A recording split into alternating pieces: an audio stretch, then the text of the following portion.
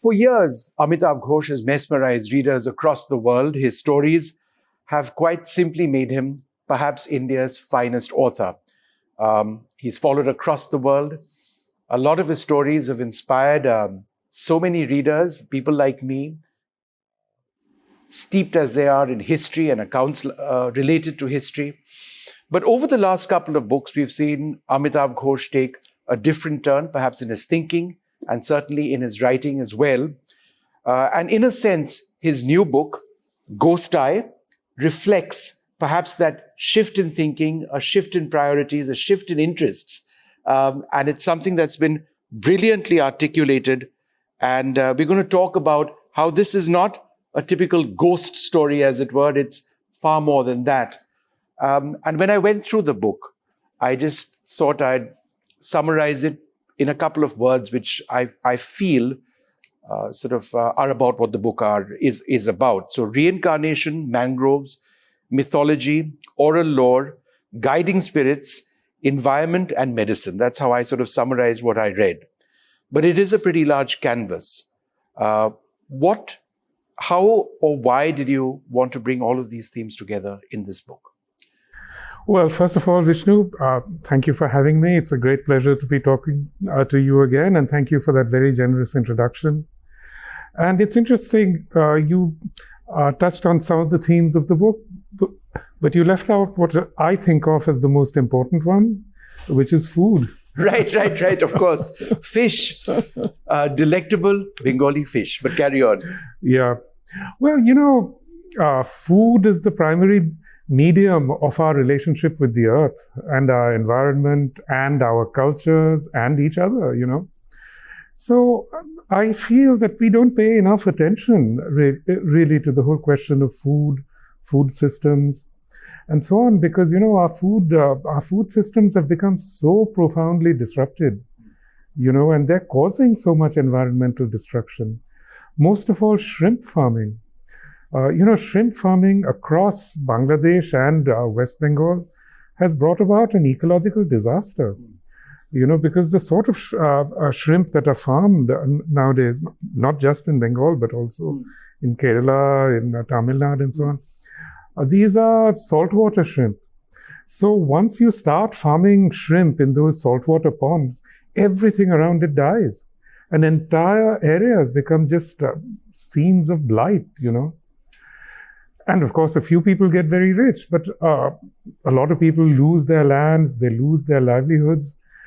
So again, even when we are talking about fish, so much of the fish that we consume now, it's not fish from our rivers, not natural fish at all. They are fish that are grown with heavy doses of antibiotics and so on. So I do think it's very important to understand this kind of disruption that's occurring around all of us, and the way that it's disrupting our environments, our livelihoods, our ways of relating to the earth. Spiritual intervention. Do you believe, given the situation that we are in now with our ecology, you spoke about shrimps and fish and what we eat and how it's contaminated. Do you believe that, through your writing, it's, just spiritual intervention at this stage which can bring us out of this mess that we're in? Well, the German philosopher Martin Heidegger said in 1964, actually, a long time ago, that only a God can save us now. Do you really believe that? Do you feel that sometimes?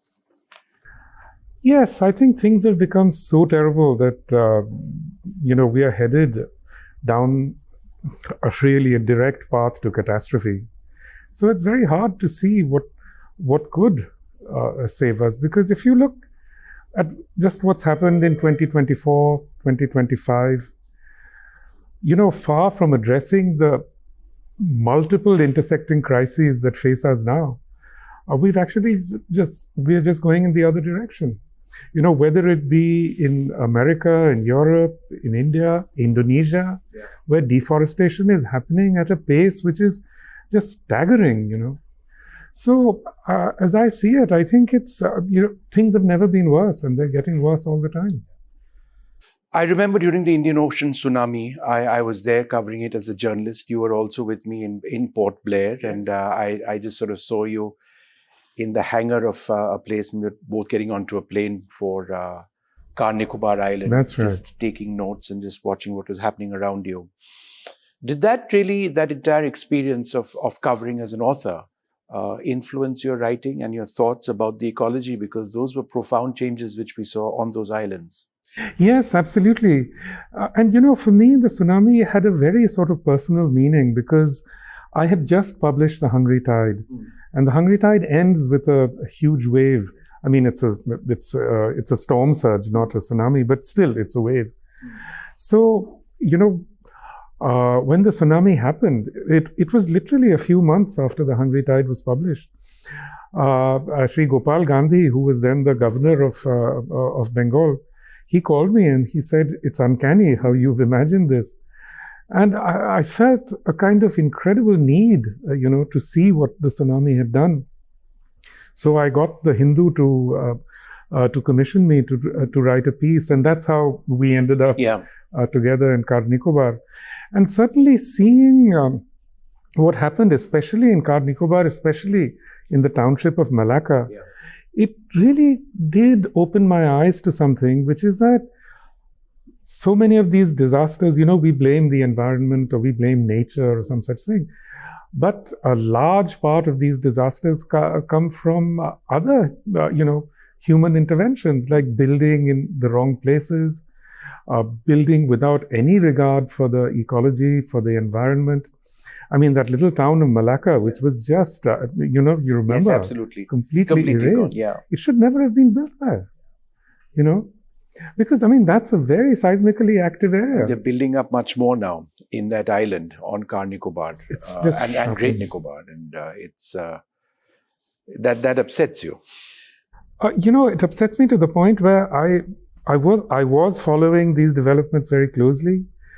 And it upsets me to the point where now I can't bear to read about it because it's just ecological vandalism. But the counter argument to that is the importance of growth and the strategic location, and it's at a critical. Great Nicobar is at a crossroads. Is it a path which places it directly between Malacca and the West, and therefore it's important strategically as well. There must be more military outposts. Well, we already have a military outpost in Port Blair. Right. Which is really not very far from there. And the idea that you can build a huge mega port in a small place like that, it makes absolutely no sense because there's no hinterland. Yeah. Just transporting goods from there to the, to population centers will be so expensive that it won't be workable. And the ecological cost is so great, it just makes no sense. But to be honest, Vishnu, even saying this now seems so pointless because we are just hurtling down this path. What they're doing in the mountains, building these 4-lane highways and so on, it just makes absolutely no sense, in seismically active areas. Yeah. And you take Car Nicobar, it's in one of the most seismically vulnerable regions. What happened with the tsunami? The tsunami, was triggered by an earthquake that is less than 100 kilometers, from those islands. And it's going to happen again. It's absolutely predictable. So, it's as an aside, and we'll come back to your book in a moment, the Andaman and Nicobar Islands dominates a great deal of my thinking as well. Shortly after that experience, I filmed a documentary series on the impact of global warming on our coral formations, both in the Arabian Sea and in the Bay of Bengal. And at that stage, and this, did very well. It was recognized, as a Commonwealth Award-winning documentary series. We saw a great deal of resilience among coral formations, which had been impacted otherwise in parts of the Andaman and Nicobar Island chain. But that resilience which we saw has now disappeared entirely because the rise in seawater temperatures is such that our coral formations are actually dying out.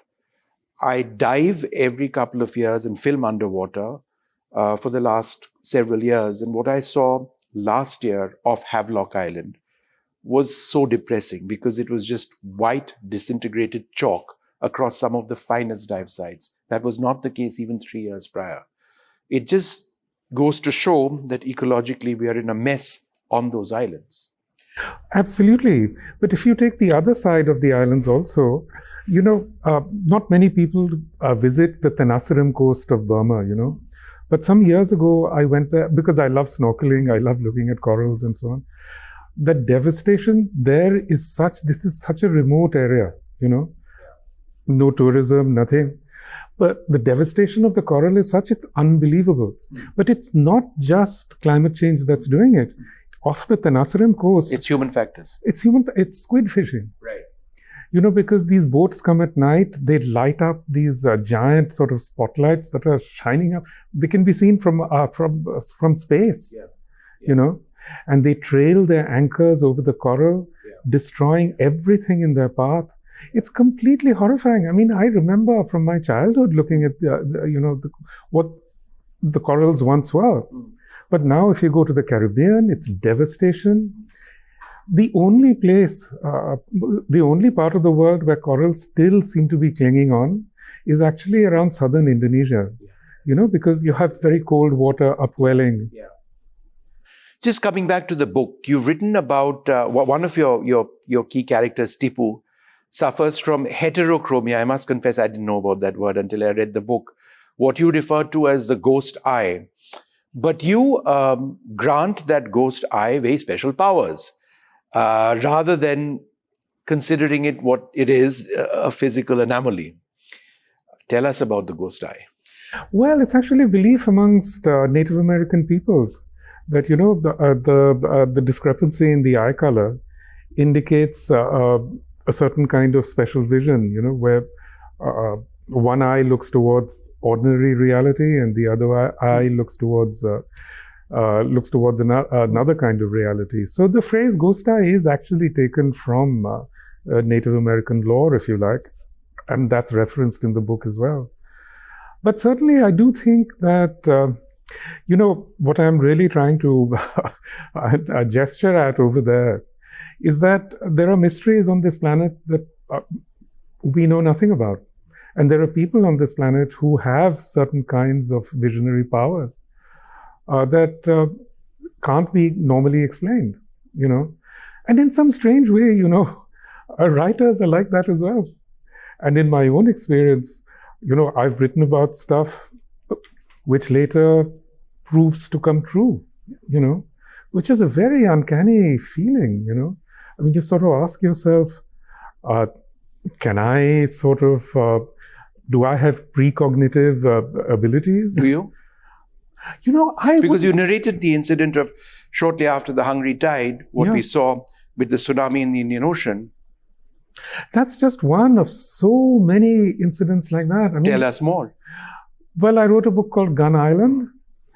And there's a scene there of a wildfire in Los Angeles heading towards the Getty Museum.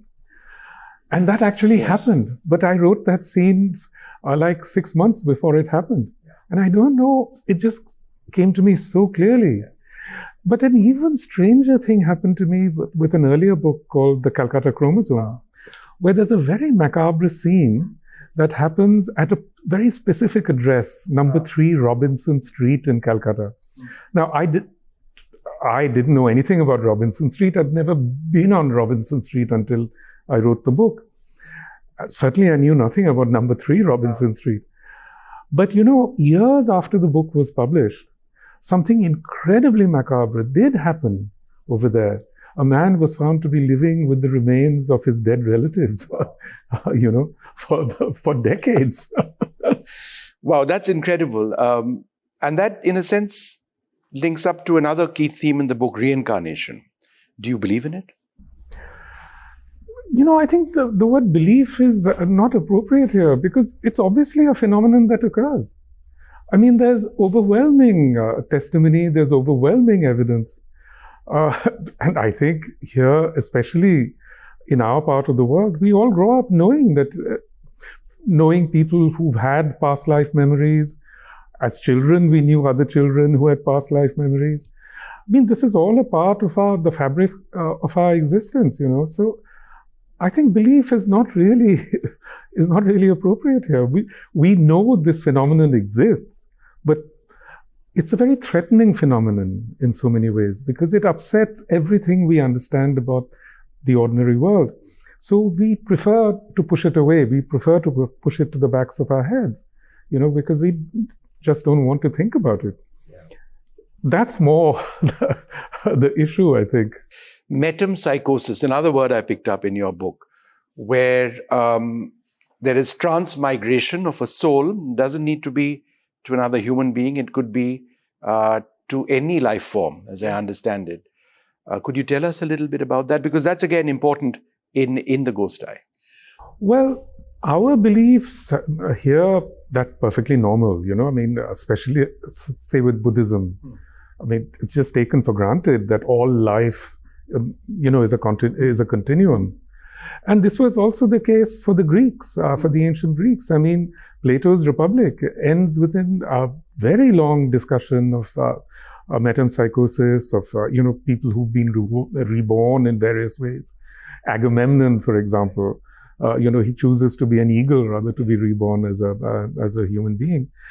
Pythagoras was very, very powerfully influenced by these ideas of metempsychosis. And it's strange, as a child, I was taught the Pythagoras theorem, but for Pythagoras himself, these were the ideas that were really important, and we're never taught about that. Just to return to the ecology, the environment, rivers, plants, seas, forests, to you are all living. Not just scientifically, but they have an identity. Yeah. How is that forged? How has that belief forged some of your thinking and a lot of your writing? Well, I do believe that, something that's also present in science today in the form of the James Lovelock's Gaia hypothesis, that in fact, many, many different kinds of beings are ensouled, that they have souls. And this is something, of course, we also know from our own scientific tradition with Jagadish Chandra Bose, who actually showed, many different kinds of responses in plants and metals, which were actually animal-like responses. So, the idea that the whole universe is just made up, of dead creatures, that it's just a machine which is sort of chugging on, I think that is a belief that has really led to much of the devastation that we see around us. And I think it's very important at this point in time to remind ourselves that our world, our universe remains deeply, deeply mysterious. A lot of your earlier work, so much of it, had you as a chronicler of history. And then we've seen this distinct shift in your writing. And then there are elements of the surreal in your book. Do you see this as something that would influence your future writing as well? Sort of bringing in surreal concepts, may not agree with the use of the word surreal, with your interest and your concern for the environment and the ecology, and transitioning away from history as a historian and author yourself?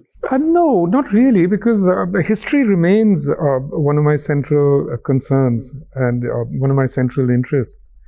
But I think it is very important at this point in time to sort of acknowledge that there are so many unacknowledged realities, what we actually call, those computer scientists call the multiverse. But we've always lived in a multiverse. The multiverse exists.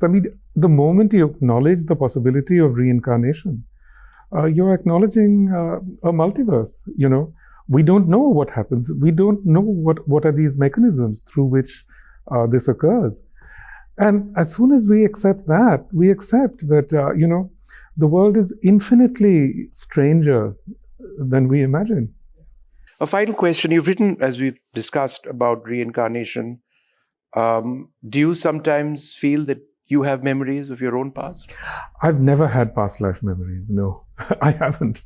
When did you start thinking about this very seriously? Just on the basis of accounts that you've read, stories you've heard from others? The concept of reincarnation, when did it strike you as being something that really interested you? Well, I have a friend who actually had very powerful past life memories. Those memories lasted till he was 3 or 4 years old, and he actually pointed out a house to his mother, and so that was where I lived, in Bombay. Yeah. But then those memories faded, but they stayed with him in some sense, so that he remembers having those memories. And I think that was certainly something that figured in my thinking about this. But, I do think that it's very important for us to accept, to decenter the human as the be-all and end-all of the universe, to accept that there are these continuities between us, between various forms of life. And the moment you open the door to these continuities then become not just with other creatures, other beings like animals and plants and whatever, but also with all those other invisible beings that have always existed around us. I mean, you'll remember Tagore in his book Chhelebala. He talks about there was this Petni in the middle of Jorashako, and they all built their lives around it. It was perfectly normal. And I think, certainly there's a very important element of Bengali culture, Indian culture, if you like, where we grow up, the knowledge that these other beings are all around us. A final question. In the earlier part of the book, you talk about COVID and the impact of COVID. It impacted all of us, obviously. But did it strike you as being an event which sort of confirmed everyone's belief that we are entirely fallible, that we are not superhumans by any means, and that death might just be around the corner for reasons and factors which we just cannot control? Absolutely. COVID was certainly an era-defining event. I mean, if you look at the pre-COVID world and the post-COVID world, it's just completely different. I mean, COVID destroyed people's beliefs in institutions, even in expertise. And that belief has never really recovered. Certainly in the United States, COVID just completely shook everything. I mean, and we still feel the repercussions of it. So that was a generational shock of a kind that really, certainly in my lifetime, I'd never experienced before. None of us. Amitav Ghosh, has been wonderful speaking to you, and thank you so much for agreeing to do this, to tell us about the ghost eye and all that sort of inspires you to write and what you're thinking about. A lot of that is over here. And as we wrap this up, can I just ask you to sign this? Of course, I'd be delighted to.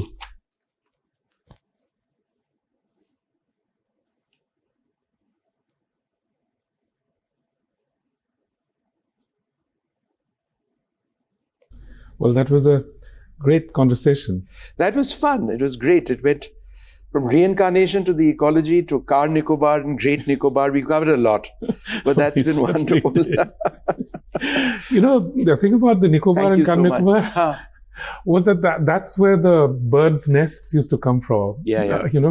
For birds' nest soup. But now it's all gone. Yeah, it is. It has. Yes. Thank you so much. Thank you. Thank you very much for having me.